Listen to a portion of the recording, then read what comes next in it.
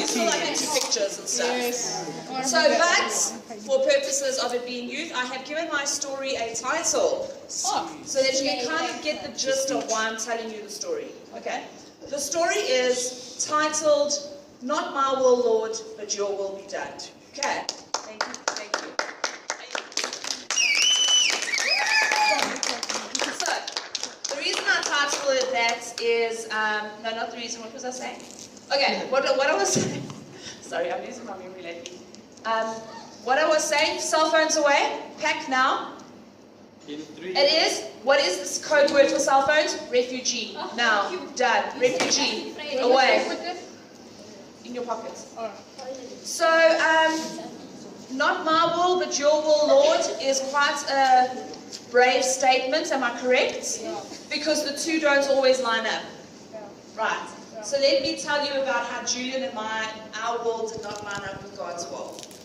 And what the end result is. So, yes. So, 11 and a half years ago, an event happened. 11. We got married. First picture.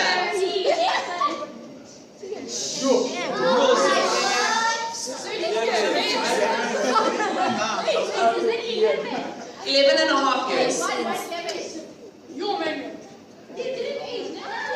Okay, so that is us. That is non-alcoholic champagne. I just want you to know. So can you keep it on somehow? I don't know. Oh, if you're opening a Windows Media Player. Party. That's a wedding. I know. I love that photo. It's so cool. Next. That's it. We were at Disneyland. I know. I think he likes me. I don't know. I think he likes me. Next. Okay. Yes. Those are Donna Karen sunglasses I'm wearing. Okay. Say next. That is us in New York, Julian at the Statue of Liberty. So lots of adventures we've had together. That's the actual Statue of Liberty. Alright, next. That is us in Times Square in New York.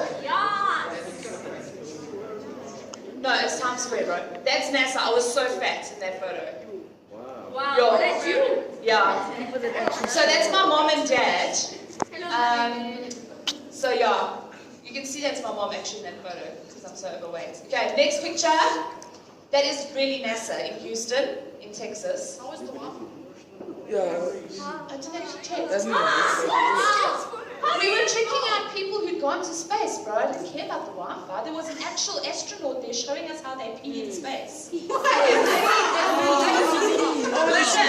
Listen, she showed us that you go to the toilet, you wee. Filters right through this whole system. Whoa, you see? Serious? And then it goes into a bottle and they drink it. They drink it. That's how they get water in space. I kid you not. Promise you. Okay. I'm not gonna go. They pee. Okay, that is us in Paris. That's the actual Eiffel Tower, not the one 2 hours out of Joburg. Yes. Okay, now, so just go back to Eiffel Tower for me. Okay, so those are all the adventures that Julian and I have had together. So who wants to take a guess at what's missing in all of those pictures? A kid. Zara. Who said a kid first? Okay.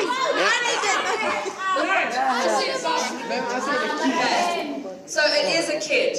It's a baby. Alright. It's a kid. What is it? It's a kid. So when Julian and I got married, because he was so old already, we decided that we wanted to have kids straight away. Because he was already 33 years old. 33! Well, 33 No, that's a good number. and That's a good number. so we decided, we decided we were going to have kids straight away. And so 3 years later, we still hadn't got that right. And a doctor gave me bad news about a problem that I had. And so I had to go in for surgeries and all of that kind of stuff. And so the surgeries didn't work. And so then I tried IVF. Who knows what IVF is? Speak.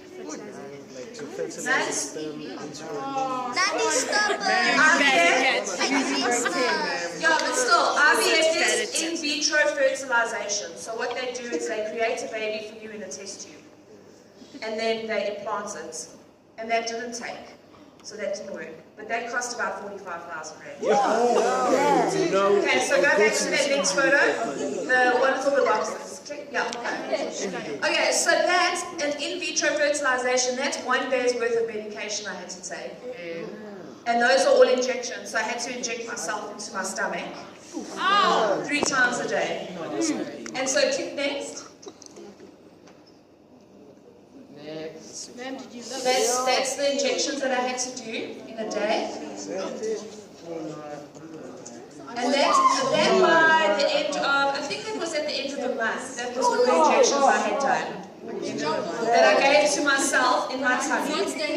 Okay. So what those all do, We don't know why you okay, I'm about to do that.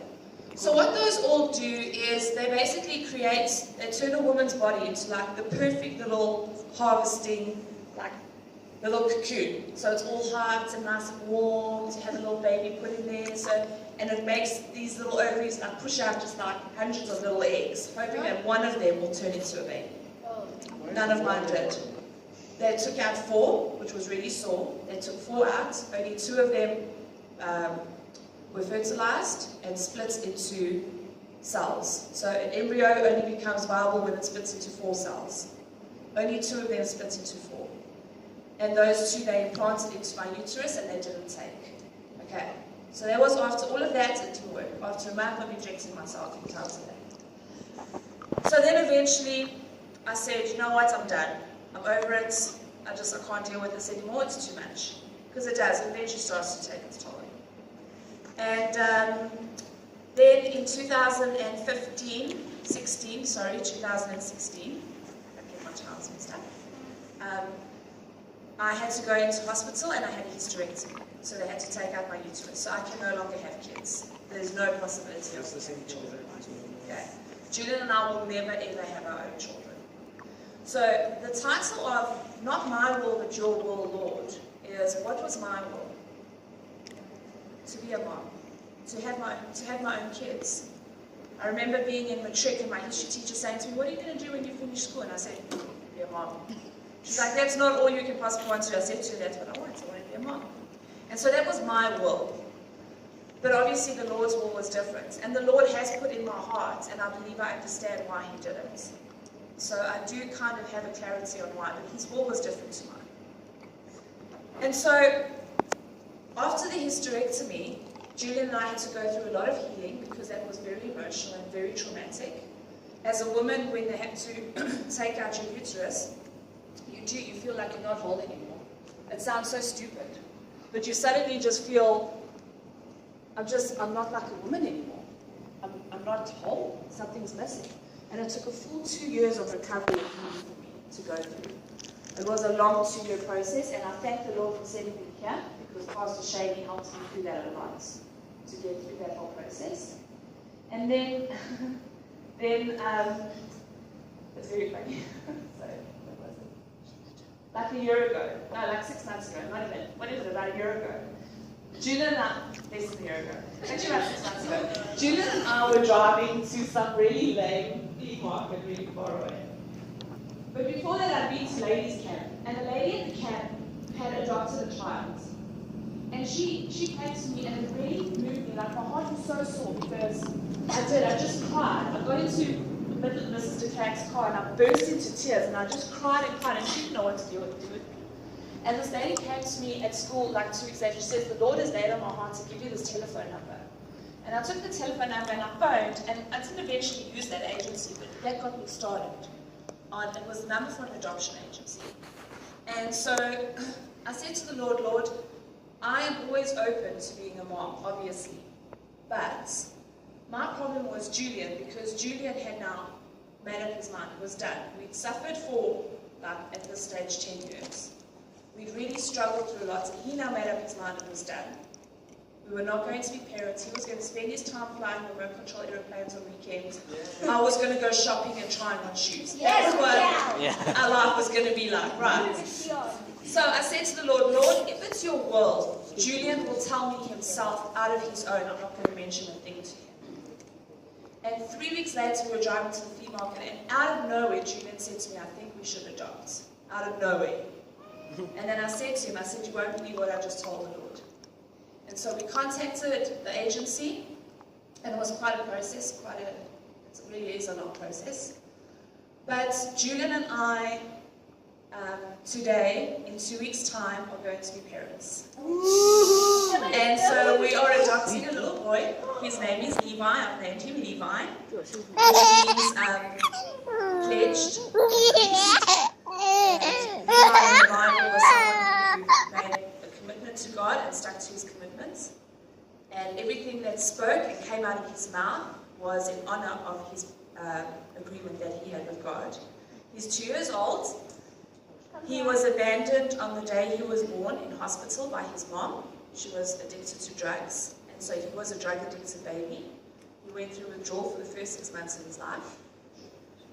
Mom was also HIV positive, but she loved him enough to tell the doctors that she was HIV positive. They delivered him by a C-section and put him onto antiretroviral straight away, so he is HIV negative, so he is not sick. And he is coming home in 2 weeks. And so let's show you a picture. He's not white, guys, don't get a shock. Next picture. Hey.